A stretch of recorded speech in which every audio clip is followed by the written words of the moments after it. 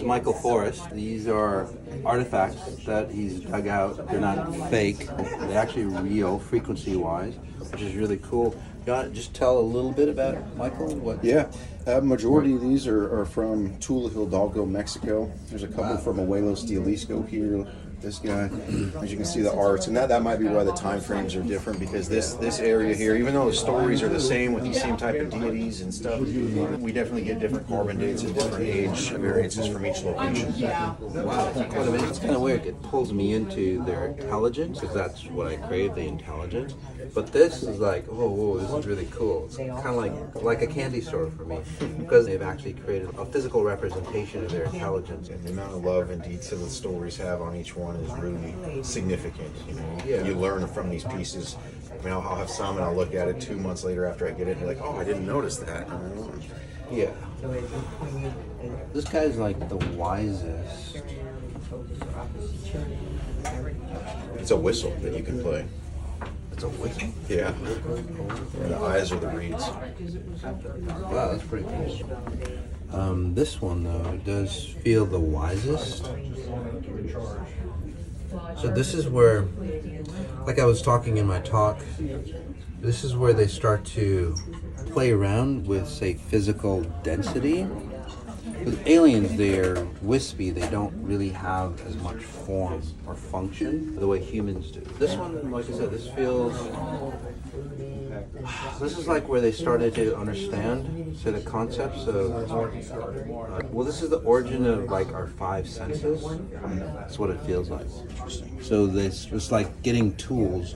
This is where we start to actually have tools to sense our environment, because at some level we had to create like sensory tools to understand or reference our environment. This is where that started. Many of these pieces seem like tools of some form. I mean, interesting mallets and functional things, you know. But these are, those are functional, those are physical tools, but I'm talking about, we need a sense of, say, sense of smell, a higher sense of smell, or a sense of hearing, and so on like that. You know, so we can understand our perception. And this is where we also start to calibrate our senses for a human, rather than like animal senses, because animal senses are different. They're very perceptive compared to our human senses. This is where like sensory perception gets adapted more into human intelligence, what's best for humans. Dogs can hear a lot higher, but we don't need to hear at those levels. So this is where that, there's a whale right there. Whoa. That's cool.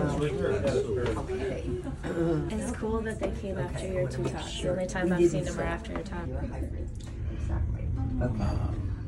This one just feels more animalistic frequencies, although they're intelligent.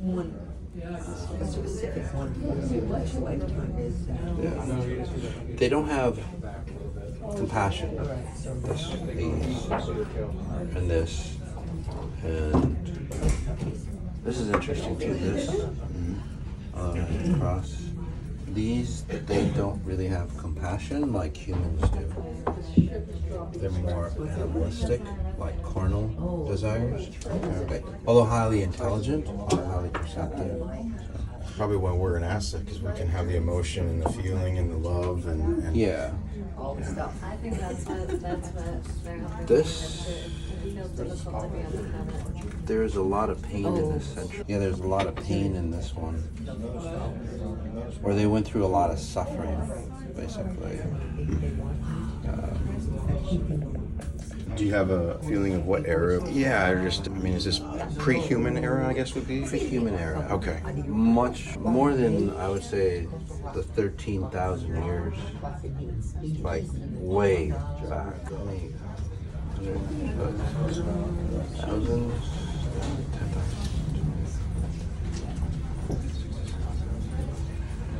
Back then, time and space functioned a little differently. So if you've noticed how time is speeded up, that makes sense to you? Yeah. Like a 24-hour day has more. It feels like a 30-hour day. Back then, it could have been like 5 hours, could have been a whole day. Time is kind of just in today's time. it would be about like 500,000, 750,000 years old. This would be the youngest at about. This bit is like really old. Yeah, it goes inside of a handbag. One of the handbags they hold. It goes in the top of it. Is this a ring? Do you think? It's a big guy. Yeah, it's a big guy. Feels like this was a piece to something else. You put the two rings together and it forms something. Huh? Your squiggle on the back. Yeah. Oh wow, it does. Yeah, with the cobra head at the top with the sun disk on there. Yeah. It's more of a. I mean, it could be a ring. Is it a ring? This is another one here that's kind of a similar size. Oh. So these represent different tribes. The leader would carry, and it defines who the tribe is, where it came from, and something like that. Yeah. And then if two tribes got together, they would stack these things together. But it's about connecting. It's like putting things together and it'll form a piece. Pretty amazing stuff. Yeah, the metal works. This is a newer. Yeah. You know, and these things, they might actually look like that. Yeah. So they're not like humans, like drawing pictures of aliens. They actually look like that. So, or they have this kind of form. It could have been, like say, this could have been like this piece on this staff. You know what I mean? The staff they had, and it held like that. It was more like that rather than a ring. Yeah. That makes sense. Yeah, it's got like a cartouche in it. Yeah. Pretty ornate for any human, even today, to create something like this. Right? There's no mold that's going to work with that design. Yeah. That's an interesting metallurgy skill for sure. Absolutely. Yeah, this is really Some rhythmic looking language, or like the language that I didn't have a good explanation for. There's over 10,000 of those symbols. Okay, these are coordinates. Oh. Wow, this is really cool. This is what I talk about. These are coordinates of space and time. They're not necessarily a language. It's almost like a map on them, which is really cool. So, yeah, the geometry on those symbols is pretty pristine, so that would make a lot of sense. if you understand the coordinate of where that is, it's like a map, basically. This would be like, if it was like Russia, the culture of Russian would be imprinted with that symbol. So it's like the Chinese, they're based on symbols, not like letters. But instead of physical objects, these are actually dimensions of time and space. So these were probably travelers. Yeah. We find star maps and astrolabes, like the ones that they found in Iraq, that show, the detailed constellations with the North Star in the middle. And Oh wow, yeah, so this is more like that. For those people, just like the way we read our alphabet, Right.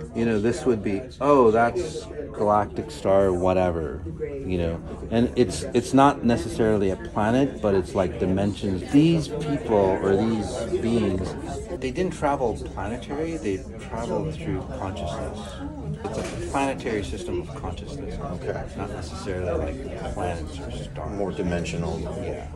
But, if you go into a certain dimension, you'd see different stars and planets. Yep. Wow, this is really cool. And so that they put like fingerprints on these things. Oh, wow, this is pretty cool.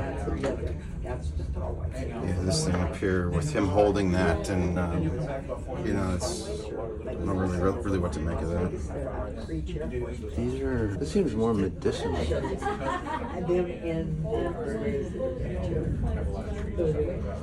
They signify a lot of DNA manipulation. You can see the DNA strand kind of like on this ring, but on a lot of these pieces with complex like surgical like scenes like that where they're doing, Yeah. you know, like you say, medicinal type stuff. Yeah. Yeah, this is more medicinal. It's not manipulating, I guess. It's creating, Yeah, okay, that's a better word. understanding, so they can survive. That makes a lot of sense. Because it starts out on some of these where they have the serpent-like tail, and then they have feet with wings, and they're wearing helmets and different types of masks. That makes sense of an evolutionary story here. Yeah. It's like, how can we make our DNA better? Yeah, this is very medicinal. You guys were highly intelligent to be observant of how they create themselves. But even in this, even way back then, the physical body, this would be the most efficient shape of the human body. It's pretty amazing. So our human form is quite old, I guess. Yeah. Or the start of it. Yeah, the start of it. Yeah. I think this is where they also started to copy birthing from animals. This is the start of getting pregnant and, you know, birthing and so on like that. We do find the birthing scenes of like the Isis. We show Isis with the birthing and stuff on quite a few of these. So that's interesting to. Yeah, so that was like an innovation. You know, it just didn't like, God didn't like bless us. Goes poof. Before the masculine and feminine were separated, possibly. Like these guys didn't. It doesn't show on a lot of these that there's a sex. So they just have a generic look to them. Yeah. So this is where birthing started. They were animals, from what I'm seeing. We always duplicate or copy nature. Even like AI and stuff like that. We're copying at some level of nature. So back in the day, they didn't birth. They just like literally rendered themselves in physical form. But to stay in physical form, you would have to have a birthing process. Okay. Does that make sense? Yeah. If you're a frequency, you just create density and you're here in any shape that you want. So this was the most efficient. But then to stay in this shape, you'd have to create of this dimension. So this is where birthing. That's the genesis. That's the genesis of birth for humans. Which is pretty cool. Wow. Last night, one of the talks was saying this symbol is the symbol of like the fallopian tubes. Oh. Yeah, maybe this is how it's like, oh, maybe this is where they also dissected a hell of a lot of animals. To go, how did that happen? How, you know what I mean? Bigger and bigger animals. And it's like, how do we create that here? The biggest part is like your frequency.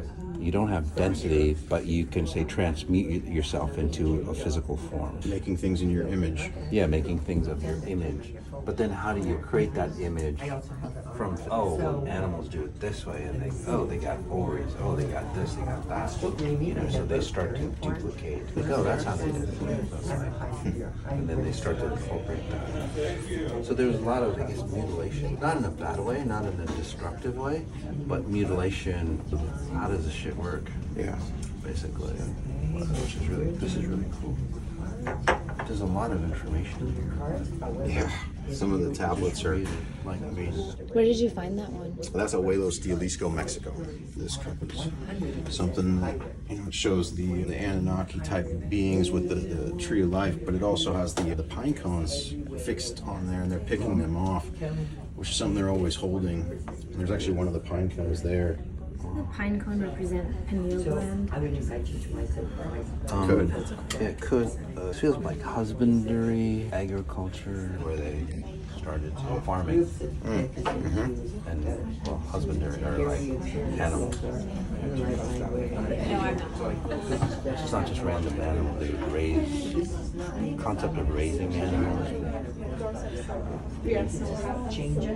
But again, really, really advanced. This is like actually the initial state of farming. It's really iconic. As you can see, there's an ear of corn here. And Enki is the corn god. And he Quetzalcoatl's known for bringing agriculture to the Mayans and whatnot. So there's possibly a connection between those two beings. It's like the intelligence of agriculture. Yeah. Because that's a huge level where you start to manipulate like plants and animals. You're not a scavenger looking for food. This feels like not everybody would have this cup. It would be more of a leader cup. You can see that. That's right. Yeah, so Yeah. Wow, and very I cool. often think that they were trying to block us from actually This is coming together probably a ring. in a way, and so I feel that like created. Still massive. Still fucking Yeah. holy shit. Because I studied psychology. Like the dinosaurs, they were so huge. Yeah. You know, If it is that old, things could have been bigger for sure. Exactly, they were big, and then it's like, well, maybe we don't need to make them that big. You know what I mean? And then you just create efficiencies of like scale. Just like any invention, you know, the first phone was fucking this big. Yeah. I mean, now it's just like Backpack. Yeah, exactly. This is interesting. That position's called the chokmol. And it's very commonly found in Mesoamerica or multiple cultures. So it's interesting to see it from this one as well. This feels like a space traveler to me. Yeah. You've seen like King Pakal's stele where it almost looks like he's in a spaceship that they found there. Yeah. That could very well be, I think, along those same lines. And that's a Toltec find, I think, too. They're over in Guatemala. This feels like a space traveler. Like Inception, you know, they have that cool guy like that. Higher knowledge or higher intelligence, you know.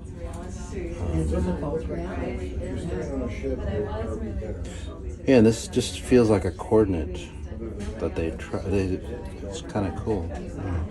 It's just a coordinate, not in planetary, but space and time that they need to get to. It's pretty amazing. Definitely not human. No. None of these are. I think it might be a UFO on the back of his head there. So that might signify the traveling. Oh yeah, didn't notice that. Yeah, maybe that was their frequency craft. Yeah. I see more of a not physical craft, but they have to create a craft to say transcend them in space and time. If you're traveling from dimension to dimension to dimension, you can't travel. Otherwise, you'll get fragmented. So they create like a frequency shift, and they put a shield or whatever around them. They would travel within that space dimensionally, or frequency-wise, and they could travel through dimensions. Wow, I gotta try that. See if you could travel into dimension. Wow, this is really cool. You're that sort of twin flame. Wow. And it's the same. It seems to be. This feels like a Jesus thing. I think they actually. When you look at the story of Osiris and how similar it is in terms of him being crucified and stuff, you know, it could be a fractal. Way before Jesus. It could be a fractal of Jesus. Yeah. You know, he might have had numerous incarnations, or that energy, I should say, could have had multiple incarnations. And Jesus was just his flesh human creation version, and that's what we know him as, just because we're human. This feels like a wisdom keeper. So he would have been finding out. Only like wise men would wear this. It was actually found, there's a stone box, it's limestone that sits about this high that has a winged Sumerian looking being on the front of it, and it's built just to hold that. Yeah. This feels like a time machine thing. Interesting. Or where they kept wisdom. Or as they accumulated wisdom, they would like put it on here on their level of where they are. So, wow, this is pretty cool. And all of these things, I don't know. So, you know, I can see maybe here it kind of how it turns red. Everything on here has either a luminescence or a phosphorescence. And the question is how did these beings know that these items did that, or why were they infused with this or inlaid with this type of reflection or luminescence, I should say? Do you want to shine the light on everything? Yeah, this one shows really well here. They were right outside the window. The whole windjammer window, all the way down. It was like 4 people deep. Well, we were sitting there. I was sitting there with friends. Wow, so And his cool. wife.